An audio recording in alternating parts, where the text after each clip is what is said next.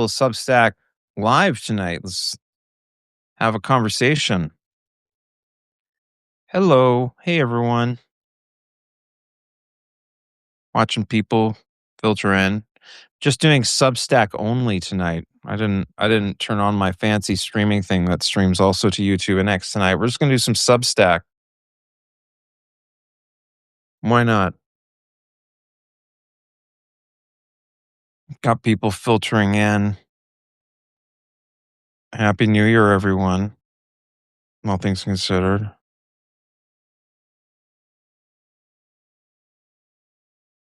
Anyways, I guess I'll get started. I'll start talking. This is, you know, I'm just gonna say it, and and we're gonna talk about it. But like we've reached a very important historical inflection point in world history, certainly in American history, but also in world history. And um, the the the scale of what is about to happen, you know, in the coming weeks, months, and years is beyond any most people's imagination. Maybe not beyond like my imagination because I can imagine some pretty crazy shit, but like beyond the imagination of a lot of people. Um, you know, the wheels are off the bus at this point. Like there's no reasonable argument at this point that one could put forward that would survive the scrutiny of factual interrogation that would lead one to the conclusion that this government, the federal government, with its executive branch completely lawless, and and the Congress supine, and the courts, the lower the I will say this, the lower the district courts and the appellate courts are mostly functioning in this country, which is like, thank God we have at least some semblance of a functioning institution in our federal government. But obviously the Supreme Court is a problem because they have decided they're going to let Donald Trump get away with anything he wants to do, basically, which is a problem because Donald Trump is uh, a tyrant. Our founders would understand him as such. I don't know if people. Sorry, I'm getting distracted. People are sending, like, I'm getting a lot of messages and text messages from people. Um, sorry. I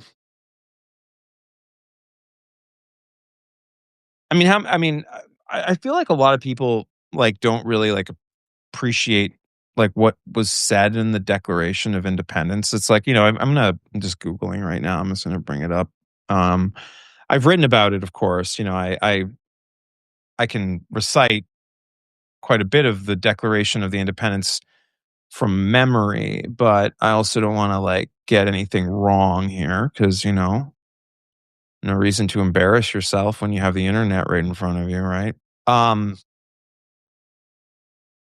so I have it up. I have it up. I found it on Encyclopedia Britannica website. Our friends in Great our friends in Great Britain are publishing our Declaration of Independence for me here. Um,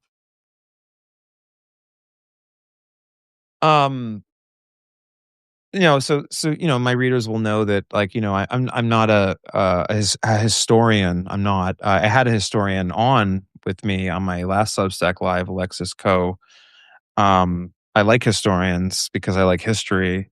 I think it's really important to understand history because history is not just a story about the past. History is who we are. It's where we came from. Um, you know, uh, like, like, uh, you know, most of the answers to most of the questions we have around, like, why is the world this way, is found in history. That the answers are in history to that question. Why do we drive on the right side of the road? Why do the British drive on the left side of the road? Those answers can be found in history. Um, Everything. Um, and so history is important. I think history is important because it's filled with a lot of important wisdom about human nature at the limit.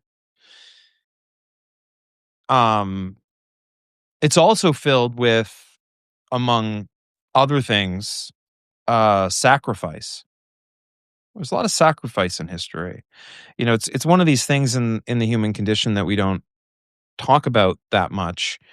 Um, we used to. I mean, after the Second World War, um, a lot of the members of the Greatest Generation, there was a lot of kind of effort, kind of put into sort of like remembering the war. We created like war memorials. Um, the United Nations itself is essentially a monument. Built atop the hard won peace of the Second World War. And it does need to be said that in this moment, you know, it does appear that we've have forgotten the lessons of history. Uh Collectively, not all of us. I certainly haven't. I write about them all the time, but I notice that most of my fellow citizens have. Um, they seemingly take this all for granted. They don't take this terribly seriously. They think this is a game. It's not a game. As many Americans are now realizing, a woman in Minneapolis is now dead as a consequence. I mean, and it's our fault. It's our fault that she's dead. I say our, as the people, as the polity of this country. We're responsible for this country. We killed her. We did that. I know people are going to bristle and say, no, it was Donald Trump and it was MAGA. No, we did it too. We did it. We all did it. We all could have done better. All of us could have done things that would have prevented this if we had all acted together. If we had all, um, uh, taken things more seriously. If more of us had voted, if more of us had gotten involved in politics, if uh you know more of us took more time to inform ourselves about issues in the world rather than consuming TikTok and fucking Instagram reels and shit like that, right? Like if more of us had sort of taken the time, to recognize that we had been given a gift, that many people died for. Like I know that everyone thinks this is like trite and it's not, and it's just like this like dumb thing that people say, but like no, we like Adolf Hitler was a evil motherfucker who literally tried to take over the world with his allied friends, with his friend Benito Mussolini and Emperor Hirohito in Japan, in the Second World War. And it cost 400,000 American lives to put an end to that. And it cost millions and millions of more civilian lives, Japanese civilian lives, European civilian lives. We haven't even mentioned the Holocaust and the horror that was done upon the Jewish peoples. Um, uh, you know, on top of the Nazis exploiting the ancient hatred of anti-Semitism. I mean, the amount of blood that was shed in that period was a traumatic wound on the human soul. So much so that we all got together and we said two words. We said never again. We won't do this ever again. We're gonna, and Franklin Delano Roosevelt and and ultimately his wife that survived him. He FDR did not survive to see the end of the war. um, sought to create a United Nations, an international order, rules of the road. Countries don't invade other countries anymore. We're not going to do that anymore. We just we just watched tens of millions of human beings slaughtered over land. And we're not going to fucking do that again. And so we created the United Nations. The Trump administration is like basically in the process of pulling out of the United Nations. I don't know if you saw the executive order yesterday, um, ripping down uh, those hard won wins, uh, what's left of them. And look, there's a lot of reasonable criticisms of the United Nations. I share a lot of these criticisms. I think the UN Security Council is like fucked up, makes no sense.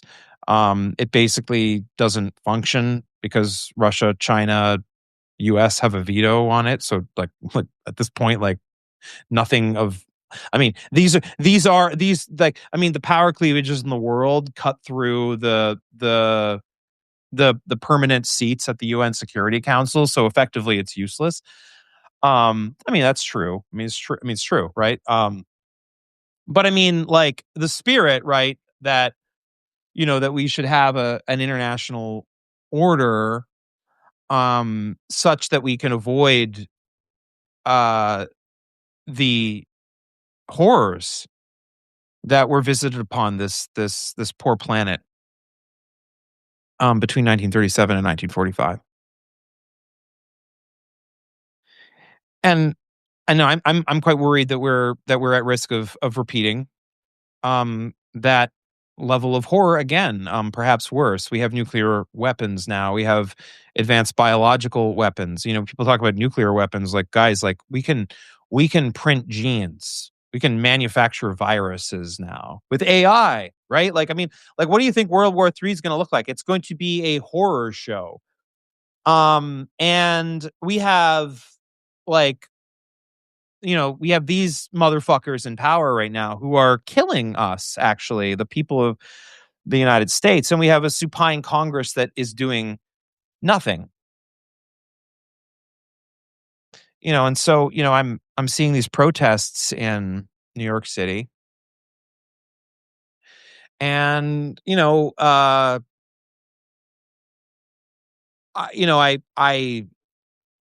I want to state like I look, I we cannot I mean, I'm just going to say it. I'm worried that these protesters are going to get violent, and I do not want them to because that will be very counterproductive to all of us and our collective safety. It's also morally wrong to have mobs kill people because like you will inevitably kill innocent people once the mob starts going. But I do understand like why people are angry. And it's very important that we remember that we've all been lied to by these motherfuckers collectively. And so there's like kind of an important moral distinction that I might ask anyone listening to my voice to make as a humanitarian, which I consider myself to be. I am a humanitarian. I like humans, and I don't think that any human should be made to needlessly suffer ever. Um and so like I would caution us against ever considering violence. Now that said, I'm also not a pacifist. People must defend themselves. And I do not begrudge people defending themselves. I do not begrudge Ukraine, the beautiful people of Ukraine, fighting the terrible fascist regime of Vladimir Putin and his merry band of oligarchs in Moscow. I mean, one must fight, right? Ultimately, at some point, right? Now,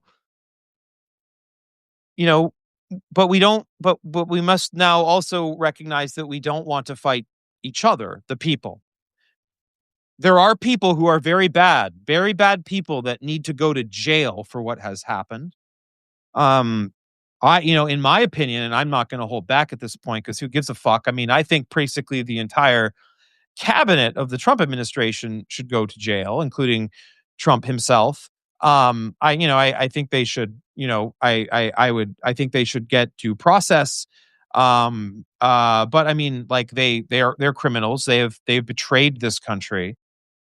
Um, a country that I mean, I love this country. I do. I mean, I love it. I don't care. I don't care if people think that's sappy. I mean, I think the idea of people that can govern themselves is a beautiful idea, and this country has done beautiful things for the world, right? I mean, um, we've done a lot of evil shit too, right? I mean, like we can talk about like Cold War foreign policy and the insane shit that we did in South America. The deposing of Salvador Allende and the installation of you know of Pinochet. I mean, and that's a scar on our nation, and I'm like ashamed that we fucking did that. But we also did other things too, right? I mean, we also we also like created global prosperity after World War II. We rebuilt Japan. We rebuilt Europe with the Marshall Plan. We created a free world. We created the freest like fucking civilization that has ever existed in the history of mankind. That is actually true. There was never a time in history that humans were more free than they were after 1945. And they got freer and freer and freer until, you know, basically to I would argue like 2016 basically, right? I mean, we had fits and fight. I mean, we had bad stuff has happened, right? I mean, we had the terrorist attacks on 9/11, the 2008 financial crisis, and there's been like bad shit that's happened along the way, but we've become freer and freer up until like this shit. And we put this man in power. The man tried to stay in power illegally after being defeated in an election in 2020. And then we decided to put him back in power because a lot of Americans felt that, for all his faults, that like he could give us the 2019 economy back. Well, that didn't happen, did it? Now his minions are shooting us in the fucking face in the streets of America. And I just like, I'm sorry. I'm emotional right now. I'm emotional. Um, um, yeah, I mean, look, this is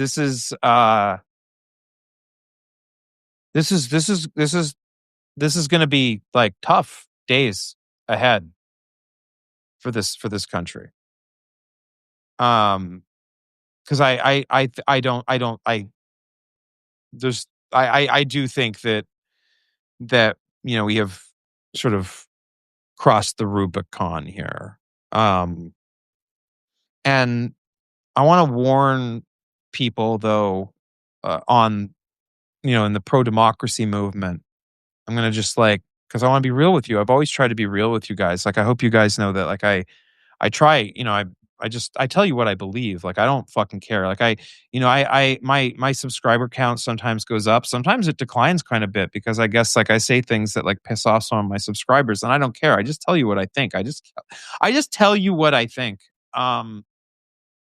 And what I think right now is that we have very, very dangerous people in control of the federal uh you know mechanisms of power, and they recognize that they're criminals. They know they're criminals. They know what they've done.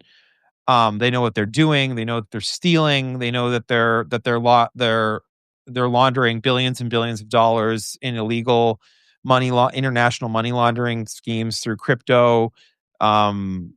they're aware of everything that they're doing, and they know that if they leave power, they're not going to be able to enjoy all those billions of dollars that they stole, and so they're going to do everything they can to stay in power, and that means they're going to be willing to kill people. I mean, you have a government that's willing to kill you to stay in power. That's something that you have to understand in this moment. Now, does that mean that you should be scared? No, not at all, because they're not as strong as they think they are, because there's more of us than there are of them. And unlike them, we don't believe in killing people over disagreements. We also don't believe in killing people because they broke the law. We believe in giving them due process and putting them on trial and letting them make their case before a jury of their peers. Um, that's what we do, because we're civilized people, because we're good people. Americans are good people, and we have been lied to and cheated out of our inheritance by bad people, and these bad people need to be um they need to be removed from power. Congress needs to be made to wake up and to respond to our cries that um Congress, I say to you now, to any member of Congress listening to my voice, you have a sacred duty, and that duty is to the people you represent. And I observe that the executive, the Article 2 branch of this government, has become compromised and is no longer functioning inside constitutional constraint. This is alarming. This is unacceptable. This is violative of the entire project of the American Revolution, that began with the Declaration of Independence and was consummated by the adoption of our Constitution in 1787. This is unacceptable. This can not stand. This Congress must be made to stand up on behalf of the people and bring a stop to this. This president, the vice president, and this entire cabinet must be removed. They must be found guilty of treason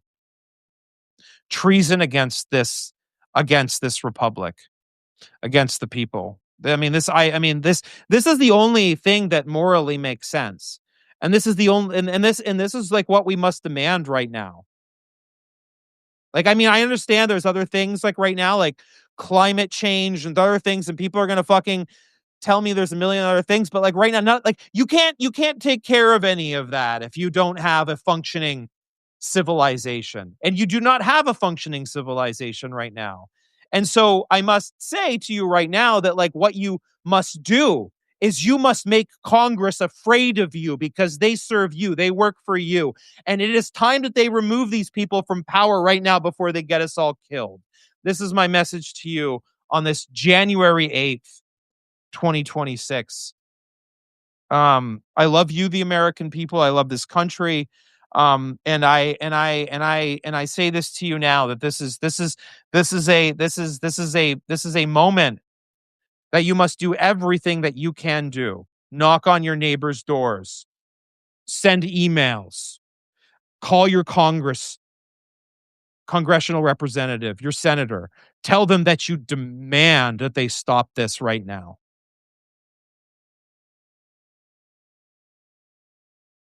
This is the task of our time, and it's on you. It's on you. It's on you. Not on me. It's on me too, but it's on all of us. Um anyways,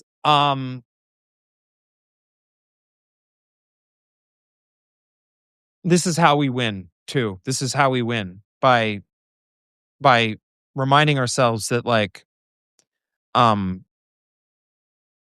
like that this is ours. This is our country.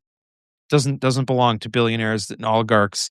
Doesn't belong to politicians. It belongs to us. They serve us. We could talk about the billionaires and these motherfuckers who've taken a knee for this regime later. And they certainly, we do not forget that they took a knee. We will not forget that. I'll have a lot more to say about that in the coming days. But I just wanted to share these thoughts with you. I hope that you know, uh hope that was okay. Hope I didn't upset. I'm sure I upset some people, or will upset some people when they see the recording. But like, that's how I feel. Um, love you, America, and you know what to do. This is your country.